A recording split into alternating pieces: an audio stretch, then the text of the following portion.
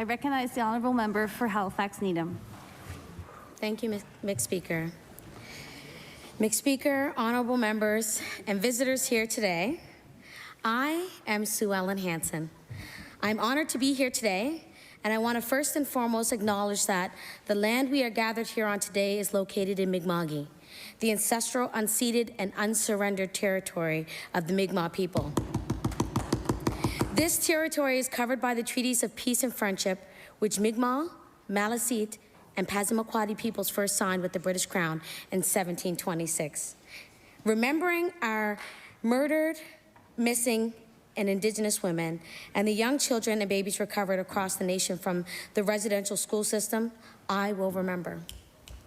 I would also like to stand in honor of my ancestors, remembering those that traveled the Middle Passage, endured and survived enslavement, endured the brutal cold winters of neglect and abandonment, for those who went through the segregation and continue to experience racism, land misappropriation, and for those that know that the system was never designed with us in mind. I stand here today thankful for the trailblazers and fighters and all of those who overcame and continue to fight. I draw on the strength of our ancestors who defended our identity as Indigenous African Nova Scotian people. Our ancestors are still walking with us, accompanying us, and I'm truly humbled and grateful to stand before you in our Provincial House of Assembly on this day to share with you my journey on becoming the MLA of Halifax Needham. 5,409 voters cast their ballots for me in this last election, and I'm proud to say that I'm the first Black person, let alone Black woman, elected to represent Halifax Needham in this legislature.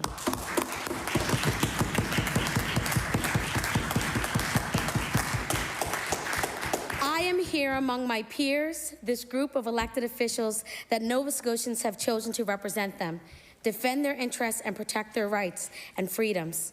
We will be working together for at least 4 years, and it is important that we get to know each other and respect each other. And it is in this spirit that I'd like to tell you the story of who I am and how I have arrived to take my seat among you. Many of you have heard me sing, and if you haven't yet, you likely will, but not today.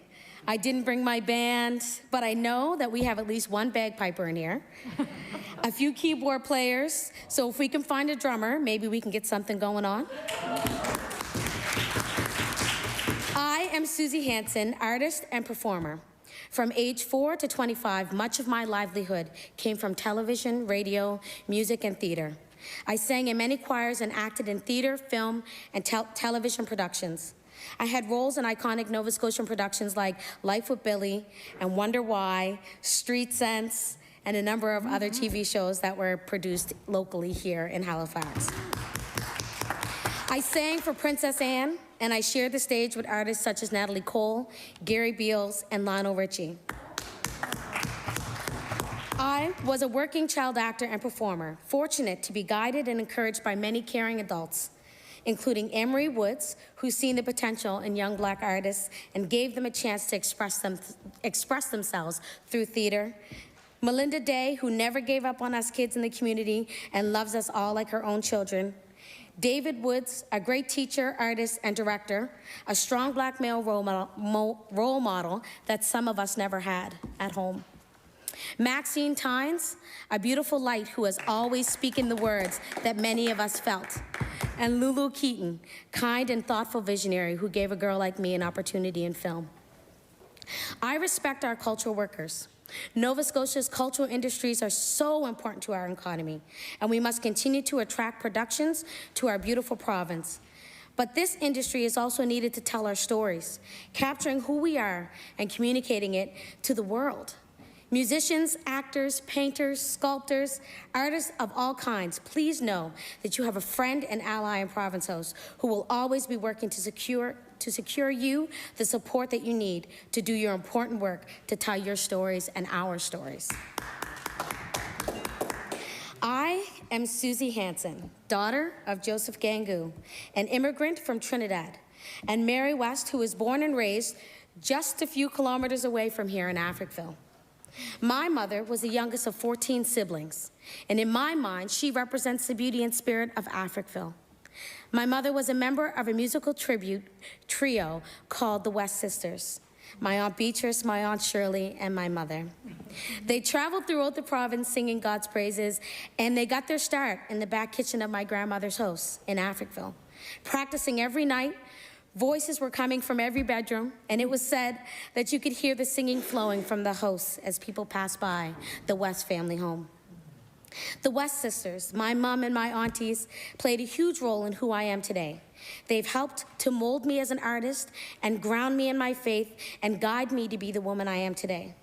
The garbage trucks and bulldozers may have destroyed our homes in Africville, drowning out the sweet musical sounds and introduced another layer of generational trauma. But I am here today as a proud descendant of Africville, as proof that you could tear down Mary West's home, but you couldn't destroy her family.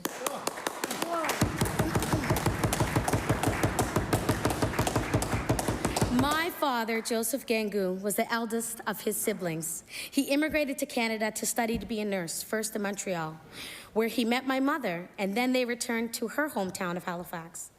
My father faced the usual immigrant challenges, cultural and language differences, discrimination, not fitting in. Spoiler, the African Nova Scotian community isn't much different than the wider Nova Scotian community. Being a come-from-away immigrant and Black could be just as isolating and lonely. Although I would like to think that today all Nova Scotians are working to be more welcoming of new faces from different places. Joe Gangu worked hard and did whatever it took to keep food on our table and a roof over our heads. But it wasn't always easy. In fact, it was hardly ever easy. So this is where my story gets a little heavy. But I think it is important to talk about these things, say them out loud. I believe that silence gives our demons power and the sunlight chases them away, shrivels them up. And if there's one thing that I learned this summer, speaking to thousands of people on their doorsteps, is that we share so much of the same worries, insecurities, traumas from our past. I look around this house and I know that many, if not all, of the members here will understand what I'm talking about. The parents who argue and yell too much, and the child wondering if it is something that you did, depression and mental illness in the home, but it doesn't have a name, family members with addiction issues that people pretend weren't even happening, a lingering feeling that you aren't good enough. You will never deserve to have happiness or success. My father had difficult mental health struggles and suffered silently, creating a very stressful family home for my mother and her children, my two brothers. I have an older brother named Joey Gangu and a younger brother named Roy Gangu. 30 years ago, our supports looked completely different, and some things just didn't have a name. My mom was a stay-at-home mom struggling to make ends meet and to put food on the table, often going hungry just so that her children could eat. I know what it's like to go hungry, to have no electricity, and to work 5 jobs before the age of 18, to have parents that fight all the time, to be displaced from your home in the middle of the night, to be safe, to work hard to get scholarships for university because I knew my parents couldn't afford to send me, only to leave school to return to work so that I could help out at home. I know what it's like to watch my mother worry about losing her housing. I know what it's like to be on social assistance and obsess about every single penny and weighing in which purchase is truly essential or can be deferred. This is why, mixed speaker, when I will review legislation and policy about mental health, addictions, housing, community services, justice, utility prices, and education, I'm not doing it from a place of theory or abstraction. This was my life. This is my life. I know what it's like to choose between paying a power bill and putting food on the table. I know what it's like to be one paycheck away from being unhoused. I will always fight for the interests of the marginalized, the unfortunate, those people in our society who need, those are the people in our society who need our help the most. Growing up in Halifax Needham, I was fortunate to have a great role model for this, Miss Maureen McDonald, who I am now proud to call a friend and mentor. And I will continue in her footsteps to defend the interests of our vulnerable and underserved populations.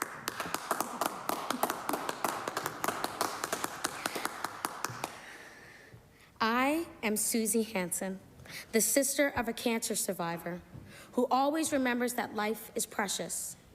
And we must work to preserve and expand our single-payer healthcare system, including our long-term care facilities. I have friends and family working and living in Northwood. It is so important to our community, and I recognize that everyone is doing the best that they can. But we need more beds, more rooms, and more compensation for the people working there, literally doing some of the most important work in our province. People giving their hearts and often health to caring for our most vulnerable seniors at the most critical stages of their lives should not have to hold 2 or more jobs to live. We must do better for our most vulnerable and those who care for them. I'm the sister of an early childhood teacher, and I understand and respect the daily energy that goes into caring for young children. I appreciate my sister as someone who has instilled in me the meaning and purpose of helping others and making sure that everyone is treated with the same respect given. Thank you, Elaine, for being my rock and big sis when I needed you most, like all the time. I am also the middle sister. So if anyone is a middle child, you know that you're normally the best kid in the whole family. And my brothers would probably attest to that. I have an older brother who I will speak to later, and I have a younger brother as well who has given me my only niece. So I'm really grateful for that. And I know that they will always have my back. I am the granddaughter of a Vietnam War veteran, and I know firsthand how the trauma of war can be passed down through generations and how valuable these members of our society are. I'm grateful for the time spent with my grandfather and the talks about the struggle and overcoming that with education and resilience, and how important legacy is and passing on the history of family. With that being said, I'd like to add in a little bit of our African Nova Scotian history in the mix. We should never forget where we come from, and we should recognize those that came before us and pave the road that we walk now. This is my inspiration. I would like to acknowledge the African Nova Scotian trailblazers who epitomize cultural and educational excellence in our province. Some of you may know them, and a lot of these names may be new to you, but I would suggest that everyone get to know the people in your area, the people in your riding, and the impact that it makes on all of us around this table. I am honored and grateful to speak these names, as most I have had a direct relationship with, and I will speak to that, or connected through family members. And I continue to be inspired by these individuals and many, many more. Reverend Pearlie Oliver from Wolfville, pastor, educator, and social activist, invested as a member of the Order of Canada in 1984. Carrie M. Best, New Glasgow, publisher, social activist, invested as an officer in the Order of Canada in 1979 and the posthumous recipient of the Order of Nova Scotia. Reverend Richard Preston, Halifax, social activist, church leader, founder of the First African Baptist Church and the Abolitionist Society and the African Baptist Association. Delmore Buddy Day from Halifax and New Glasgow, boxer, community activist, Canada's first Black Sergeant of Arms, Canada's lightweight junior champion, and inducted into the Nova Scotia Sport Hall of Fame. So a little story about Mr. Day, because I would never call him Delmore because that's just disrespectful. But Mr. Day, a member of my community for many years, he would always make sure to stop and talk to every youth that he's seen in the community. So much so that on grading day, he'd have a pocket full of money in his, as he's walking through, and every kid on grading day, he'd say, "Did you grade?" If you graded and you were in a higher level, he'd give you $5. If you were in a lower level grade, he'd give you $1. And that really stood out, especially in a community that doesn't have a whole lot. For someone to do something like that and to do it from their heart really meant a lot. And another story from here, my first time in this particular house, I was standing on the steps downstairs singing with the Koala Street Baptist Youth Choir. And we were invited because Mr. Day was a sergeant of arms here, and his daughter was our choir director, Melinda Day. So my first ever experience, welcoming, thoughtful, it felt really good to be here. And the first thing he said was, "We all belong in this space." So, Mr. Buddy Day. Gordon Earl from Halifax, politician, first elected African Nova Scotia member of Parliament. No, Wayne Adams, I got him right now. Wayne Adams, Halifax, politician, first elected African Nova Scotia member of the Legislative Assembly and cabinet minister. How huge is that? And his picture is sitting right there on the wall. Don Oliver, Wolfville, politician, first African Nova Scotian to be appointed to the Senate. Yvonne Atwell from Dartmouth, community volunteer and businesswoman, the first African Nova Scotian woman elected as a member of Legislative Assembly through the NDP party. Super proud. Senator Wanda Thomas Bernard, East Preston, senator, a retired professor and director of Dalhousie School of Social Work, invested in the Order of Canada in 2005. Senator Wanda Thomas Bernard is an amazing person, and to meet her, she's just phenomenal. The amount of work that she's done in prison rights, the amount of work that she's done for our communities is unsurmountable, and I'm very glad that I'm able to be someone that knows her really well and that respects her in that way. Edith Hope Cromwell from Inglewood, a lifelong community activist and one of the earliest African Nova Scotian graduates of the Nova Scotia Teachers College. Corinne Sparks, Halifax, one of the first African Canadians appointed to the judiciary in Canada and the first African Nova Scotian appointed to the bench. George Elliott Clark, Windsor Plains, university professor, poet, playwright, winner of the Governor General's Award for Poetry, the Portia White Prize for Artistic Achievement, and Canada's hardest working poet. If you've ever read any of his works, I suggest, you reread them, but if you haven't, take a look and read his works. They're absolutely amazing. Walter Borden, New Glasgow, invested as a member in the Order of Canada in 2005 and the winner of the Portia White Prize in 2006. So, Mr. Borden, I was fortunate enough to be on stage with Mr. Borden in Gospel of Colonus, a theater production on the Neptune Theater stage. And it was my first time as a young person, I was 19 years old, on like a huge production, right? And I was like, oh my gosh, I'm so nervous, whatever. And Mr. Borden, with his calm, deep voice, was like, don't worry about that. Don't worry about that, child. You'll be fine. And I mean, he demands the stage. His voice is impeccable. He's an amazing person, and he's extremely intelligent, extremely. Doreen Lewis, Annapolis Royal, first elected African Nova Scotia mayor, and the first Black woman mayor in Canada. Direct descendant of the Black loyalist Rose Fortune. William Hall, Horton Bluff, first Black person, first African Canadian, and the first African Nova Scotian to be awarded the Victoria Cross. Dr. Geraldine Browning, East Preston, Gibson Woods, lifelong community activist, teacher and nurse, founding member and past president of the Black Cultural Society, Doctor of Humanities from Acadia University. Gloria Borden, New Glasgow, hematology researcher, she's retired now, boxing and events promoter, founder of the Nova Scotia Mass Choir, instrumental in organizing the Halifax Amateur Boxing Club, which trained several winning boxers for the 1976 Montreal Olympics, inducted into the Pictou County Sports Hall of Fame in 2010. Amazing.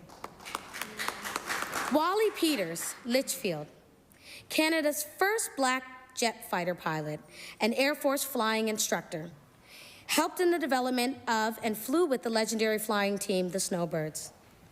Deborah Dixon Jones, Africville, one of the 3 founding members of the Africville Genealogy Society, an integral driving force for the past and present work being done. She's remembered fondly by her other co-founders of the society and Africville members. Eddie Carvery, Africville. He's the longest political protester in Canadian history, and he's the author and community activist. He maintains his protest camp since 1970 in Africville and gladly shares the history of his former community to all who's eager to listen and learn. And I highly recommend you go and have a conversation with Mr. Eddie Carvery, because he's an absolute amazing person to have a conversation with. Craig Smith, Halifax, author and RCMP officer, appointed a member of the Order of Merit of Police Forces in 2015 by His Excellency the Right Honourable David Johnston. Received the Governor General of Canada in recognition of his outstanding service and leadership. A person who has known me for a long, long time and someone who I highly respect.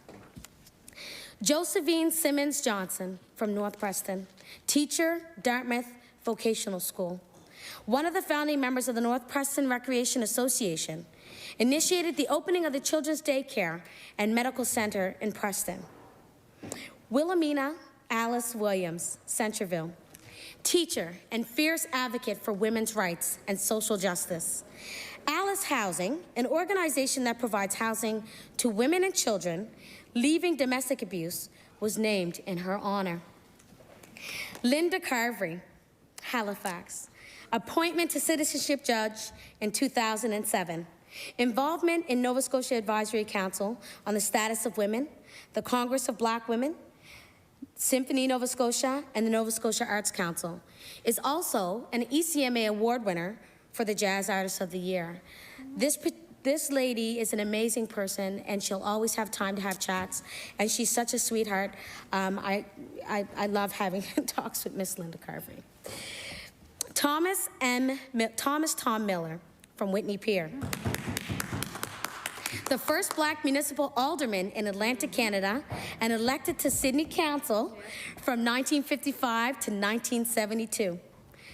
Carl Campy Crawford, Whitney Pier. The first Black police officer in Atlantic Canada. Hobartson Gus Wedderburn, Halifax. Teacher, principal, lawyer. One of the founding members of the Black Educators Association and the Black Cultural Society. Board member of the Nova Scotian Association for the Advancement of Colored People and the Nova Scotia Human Rights Commission. Jack Desmond, who's my great uncle, Lincolnville, community activist and local historian, champion of the ongoing protests to remove a provincial dump site that was placed near the community of Lincolnville. Maxine Tynes, Dartmouth, community advocate, poet, and teacher. An award-winning poet and author, English teacher, first African-Canadian woman to sit on the Board of Governors at Dalhousie University. I was fortunate to play a starring role in her screenplay called In Service, who was also directed by Lulu Keaton. Wade Smith, Halifax, educator, mentor, community advocate, a mentor for African Nova Scotian youth who stood by his mantra of each one teach one. Posthumous inducted into the Order of Nova Scotia 2018. Keep it simple, keep it smooth, keep it moving. Dr. Lynn Jones, Churro, union activist, historian, politician, friend, sister of the late Burnley Rocky Jones, curator of the Lynn Jones African Canadian and Diaspora Heritage Collection at the University Archives. Observer for the 1994 South African presidential elections of Nelson Mandela. In 1993, Lynn became the first Canadian-born African-Canadian woman to run in a Canadian federal election as the new Democratic Party candidate in Halifax riding. No, I got to give that justice. As the new Democratic Party candidate in Halifax riding. Black Lives Matter is a response to the experience of silencing, exclusion, and violence that has been perpetrated upon Black people to the point of exhaustion and even death. And this movement is based on lived experiences of Black and brown people. A part of my journey on this path is a response to this silencing, suffocation, and exclusion of Black women and their voices in professional settings. Barriers to their opportunities, options, resources, and freedom of full self-expression have been actively oppressive. I'm inspired by the Honorable Mayanne Francis's memoir, Mayanne Francis, An Honorable Life, and her Black Women in Leadership Forum, in which I heard the stories of Black women and learned about our capacity, opportunity, and obligation to make change and influence and improve the experience of present and future Black women leaders. I also want to take this time to remember the people in my life that I couldn't have done this without, and that I think of them daily in different respects. I'm truly thankful for the love and support, guidance, and motivation to always do better. Those that have gone on and that I want to remember and say their names, as they have made an impact in my life and the community around us. Lena Mae West, my grandmother and the backbone to my family, always will be remembered and loved. My mom, Mary West Gangu, gone too soon. I know that you have always supported me on my journey, and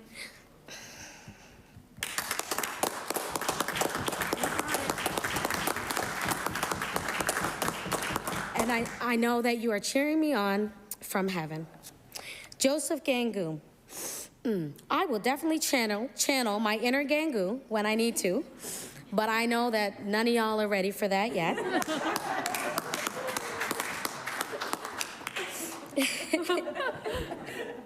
Tony Jeffries, always making someone laugh, but kept it 100 every step of the way. Alan West, thank you. The strongest man I knew and was always dressed to the nines, so I know that my uncle right now is proud that I have a suit jacket on. Novalee Buchan. Navi, Mommy, I miss you dearly, and I know that you're smiling the biggest smile, but thank you for the gifts and the push and the motivation to do the best that I can. Mrs. Upshaw, Mrs. Evelina Upshaw. Nan, you had a smile that lit up the room, and I'm grateful for your lessons and your love for your kids and community.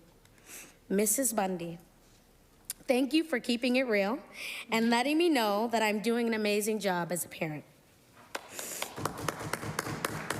Ms. Parker, always dressed to the nines and was the coolest Nan on the block. She was everyone's mom. Ms. Parker would be a mother that would take in students. So students would come here and go to school here, and she would open her doors to those young people that needed a place to live, needed a place to stay, and she'd keep them for the school year, and they would keep coming back, and she'd feed them, and she'd take care of them as if they were her own children. So everyone's mom. Miss Darlene Hum, who we lost just recently. She was a matriarch of the Mulgrave Park community and a giver of the best advice, only because she would tell you like it is, no holds barred, and she would be greatly missed and loved. And I'm gonna always miss our candid conversations and as well, the food. She was an amazing cook. Yeah, you know. Reverend Alfreda Smith, thank you for telling me my family history and being a beautiful soul. And we just recently lost this wonderful woman. Miss Madeline Beals, Nan of the whole Uniac Square community. Everyone knew you, and you always watched over us as kids growing up, and we never did anything because we didn't want to get in trouble, so you were always making sure that we were doing the right things. James Farrar, thank you for believing in me and loving me, making me remember that you got to get it right all the time. Miss Adams, Nan, you always had a smile that lit up the room and you were always dressed up, looking good. Reverend Tracy Gross, a soft, beautiful soul, and was an amazing pastor. Mrs. Alita Williams, trailblazer in the journalist world, raised an amazing family, and your children always have my back and have always been encouraging me to do good things and to do better. Burnley Rocky Jones, fighter for those that can't speak for themselves, a rebel and a revolutionary. Thank you for inspiring me. Wade Smith always said that giving back was never a choice. Giving back was an obligation to our community, to our young kids coming up after us. These are words that I live by daily. And all of those that lost their lives during COVID, I definitely will remember. There's way too many names to mention, but as you can hear, I know a lot of people, and people care a lot about me, and I think this journey, I couldn't have done this without all of them, and many more, but these are really people that stood out for me. There are so many people not named that have also been crucial up to this point, and that have helped to guide me on my journey to get here, but like I said, it would be impossible to name them all. I acknowledge everyone that has made an impactful difference in my life, and I want to thank my constituents for choosing me to be your voice at this legislative table. Now, let me take you on a tour of Halifax Needham. Woo. All right, so I'm just gonna give you a little precursor. This tour, I'm a foodie, so I do enjoy meals, but there's lots about our riding in particular that, I would encourage you to really kind of ask me about. The area at Halifax Needham covers the geographic area of the north end of Halifax and a certain portion of central Halifax. As my former MLA, Maureen McDonald, would say, right, that we make ships and beer. But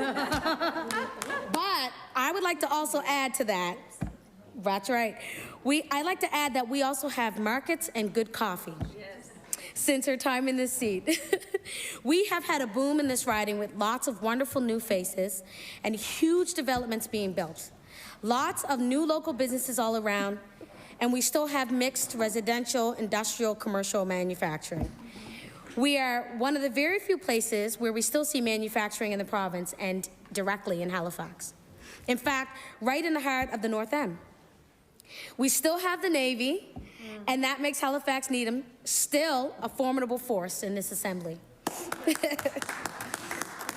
The constituency of Halifax Needham has a rich history from one end of this riding to the other.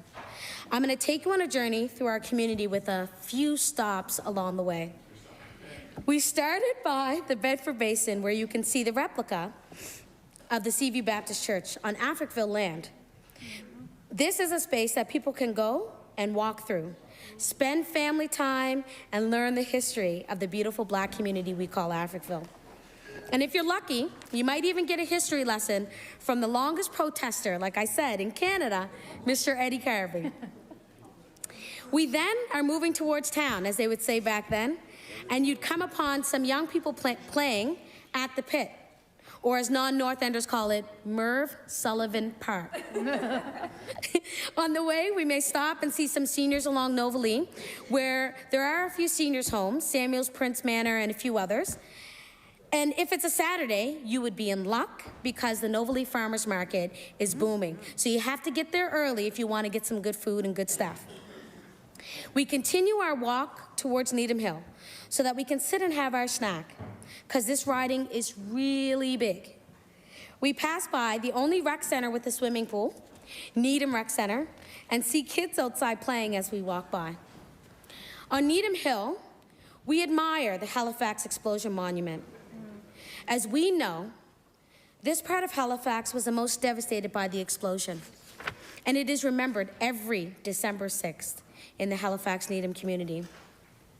Many constituents are descendants of those that were affected during the explosions, and Halifax Needham is a true reflection of the resilient and caring community that still exists after such a traumatic event.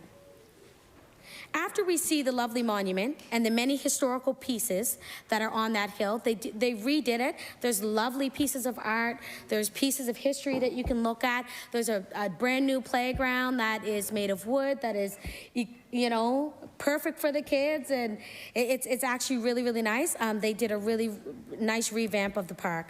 After we see the lovely monument and the many historical pieces, we walk down towards the iconic Hydrostone Market.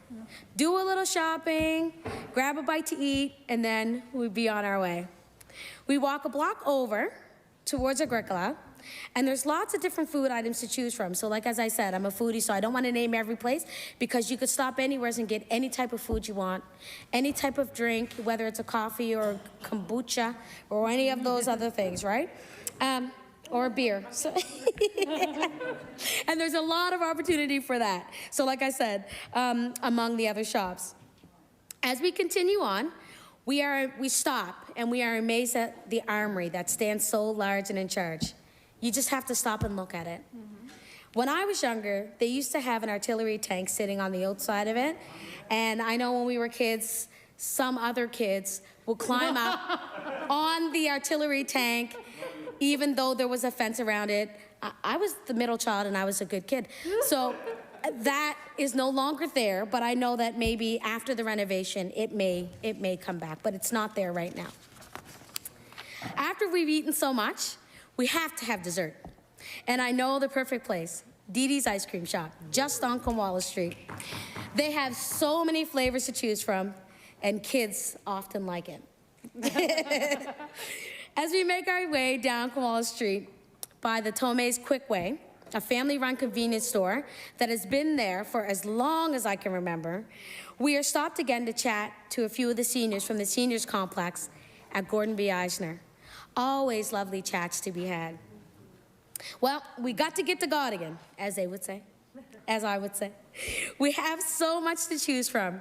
Right now, it's getting dark, so imagine with me. It's getting dark and the street is quite bright with the shops, picking up the pace for the evening nightlife. Listen, there's so much to do in my riding. We have over 150 small to medium businesses and nonprofits, so I could never name them all, but there is so much to do, you'll never be bored.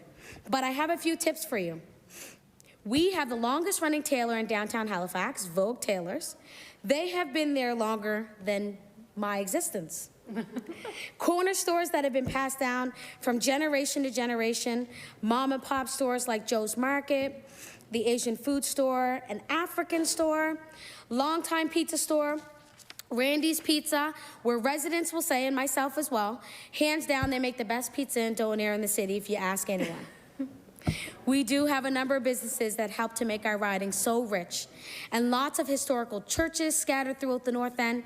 I won't name them, but we also have a number of service providers and community hubs in our riding that have existed for over 20 years and continue to do great work. Halifax has it all, and so much more. Oh, Halifax Needham, sorry. Halifax Needham has it all, and so much more. I am so proud to be elected by the constituents of Halifax Needham, and even prouder to know that people that have been here for over 40 years, some of them are still there. And I am a true resident of this riding, and I sit in this seat proudly because I deserve to be here.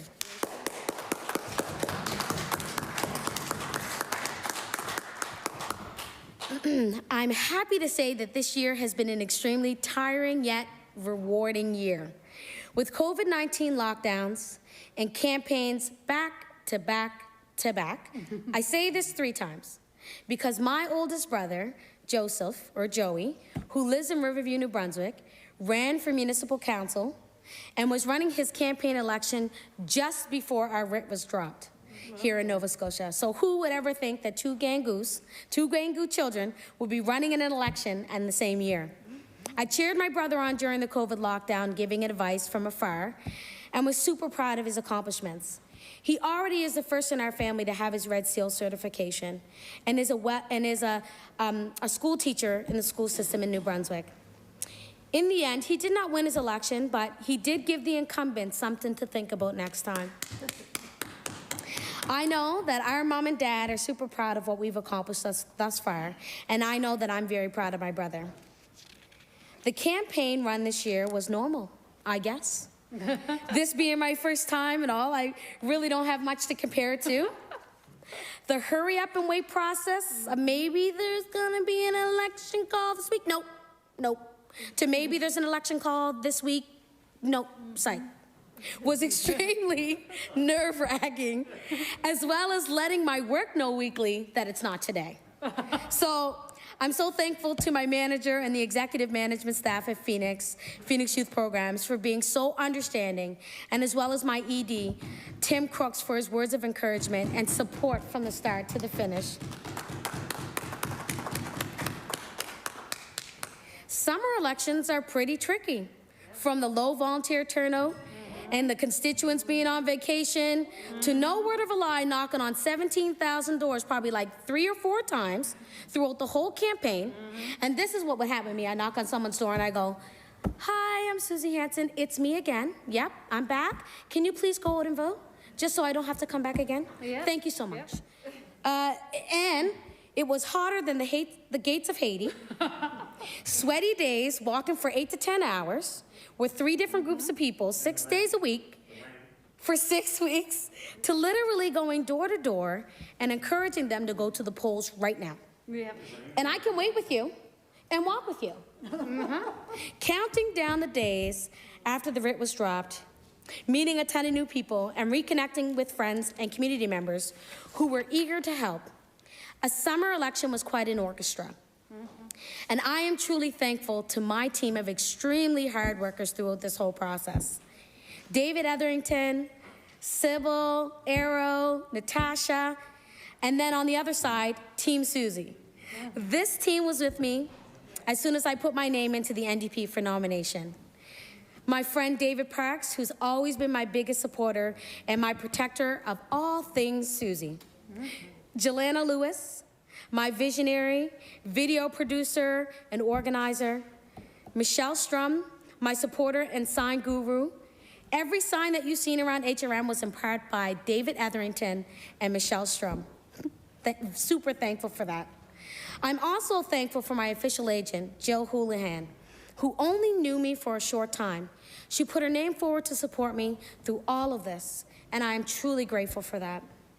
I will name a few key players that I walk with frequently, and I say a few key players because Halifax Needham is a beautiful community, and people want to help and do and be a part of something that they can see change. So when I say a few, I'm going to name some, but literally it was immensely full of volunteers, immensely full of callers, people wanting to help, stop in, check in. There was a number of those people, but a few key players stood out for me, and they walk with me frequently. Nancy Shackle, Cindy Littlefair, Ian, Tyler, and Thomas, Lou, Fawn, Holly Bell, Jackie Barkley, Lisa Roberts, Nicole Jones, Allison Zimmer, Kim Robertson, Bernadette Hamilton-Reed, Linda Roberts, the two Georges, and many others. I am the worst for remembering names, but I clearly remembered them because they were with me so many times. But I will never forget the time that I've spent with them, and I'm truly thankful for the campaign. Volunteer staff and NDP support along the way, and I couldn't have done any of this if it wasn't for all of you. I am Suzy Hansen, mother of 7 beautiful children,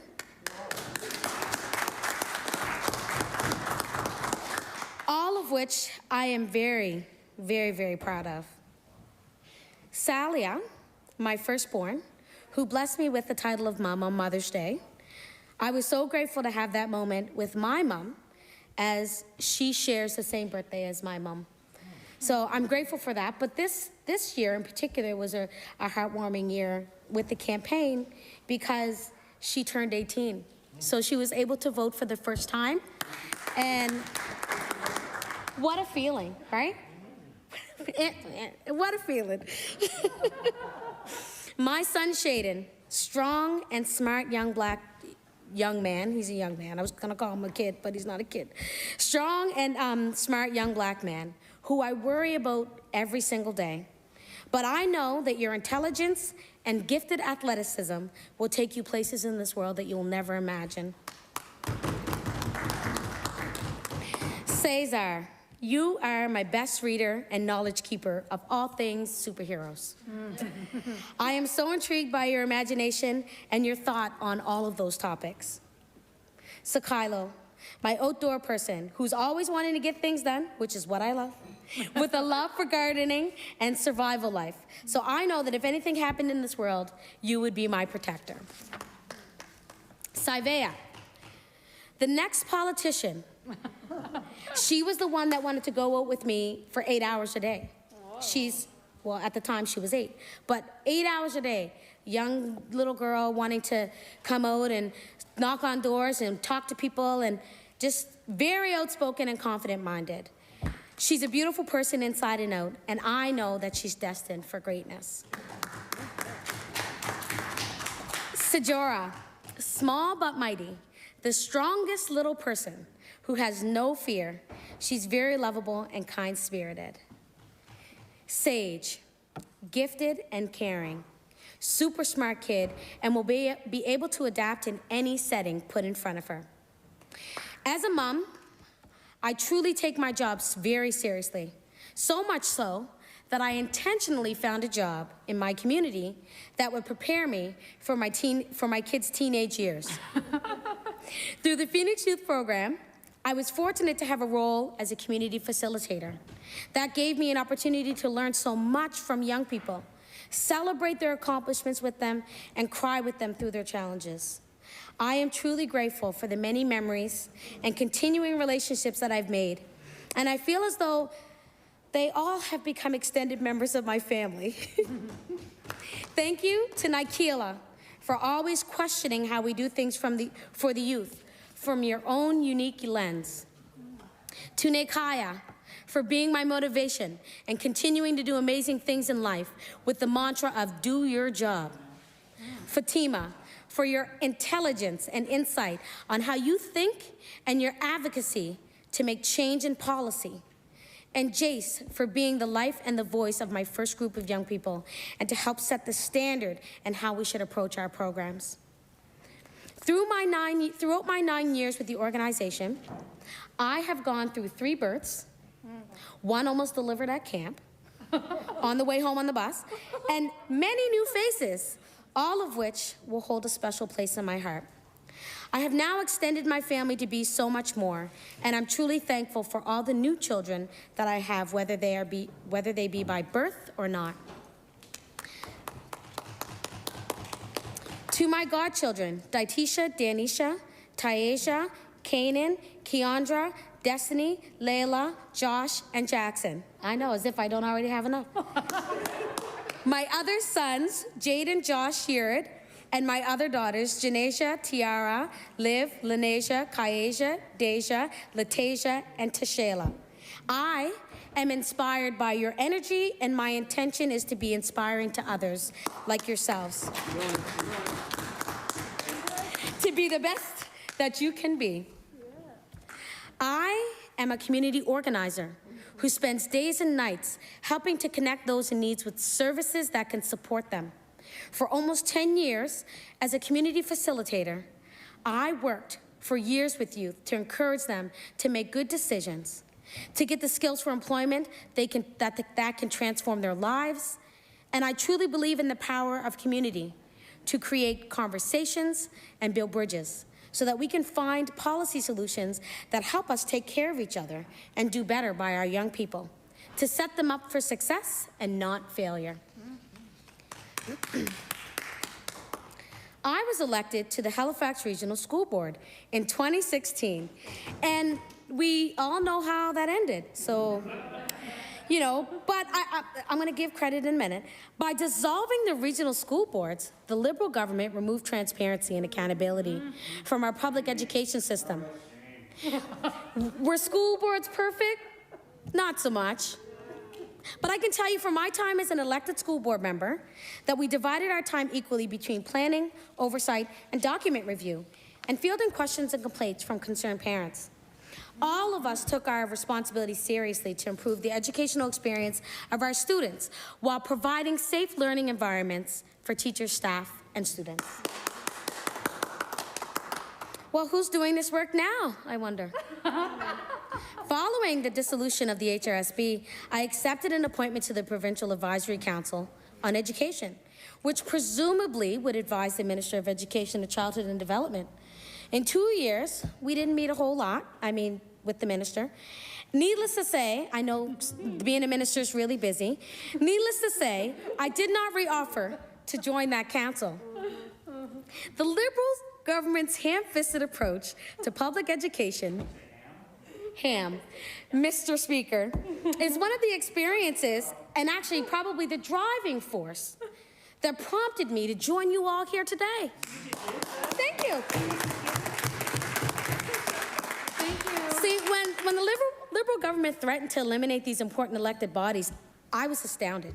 And when I came to the House to attend deliberations on this matter, I was shocked at the dismissive and arrogant behavior of many of the government MLAs during these deliberations. Some are still here today, but I note with some satisfaction, many of them are not.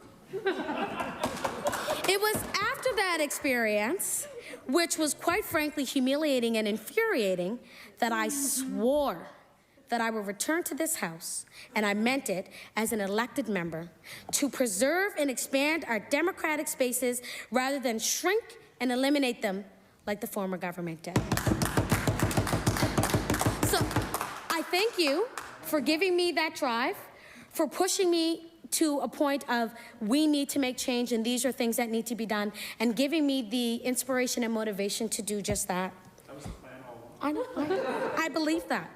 Province-wide, many schools have overcrowded classrooms, lead in the drinking water, mold in the buildings, and more. Shame. It is a disgrace. Absolutely. In our riding, happily, we will be getting a new elementary school to replace SJAM. And I celebrate that. It has been a decade in the making, and it will be a great anchor for our community.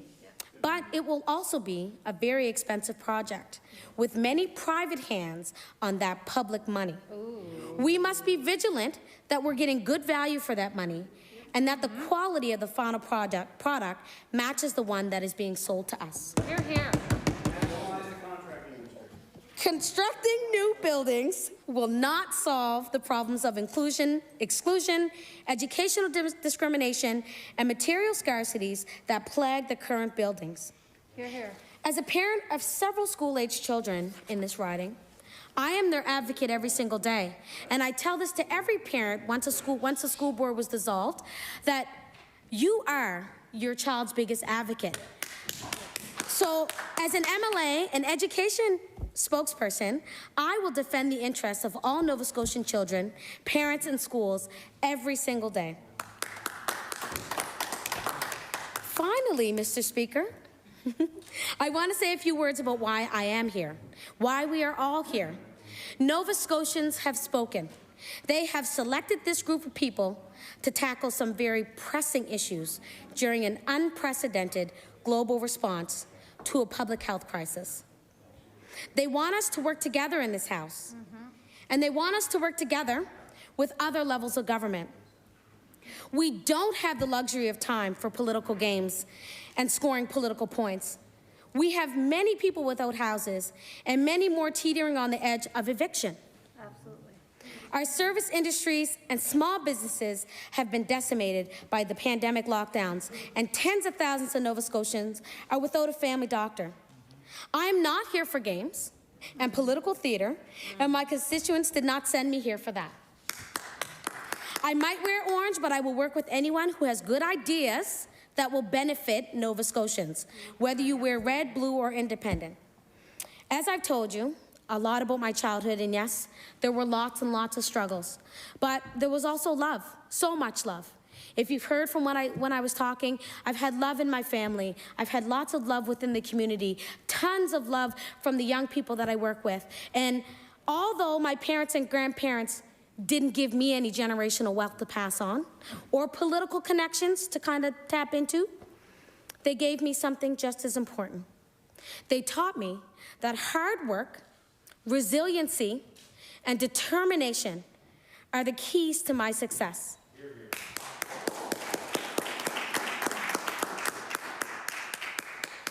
Many people would have asked me recently, wouldn't your parents be surprised to know you were sitting in Province House? And I think, no. They know that I'm exactly where I should be. And if anybody knows the type of person that I am, I'm very strong-minded. I'm open-minded, but I'm very strong-minded in will to make sure that we do the best for everyone around us. And if I set my mind to it, I'm going to do it. So I'm very thankful for that. But I'm also proud that I'm representing the community that I've always lived in and the constituents in which I've grown up with. Halifax Needham is near and dear to my heart, and I'm thankful for this opportunity to be their voice in legislature. Thank you for listening, and let's get to work.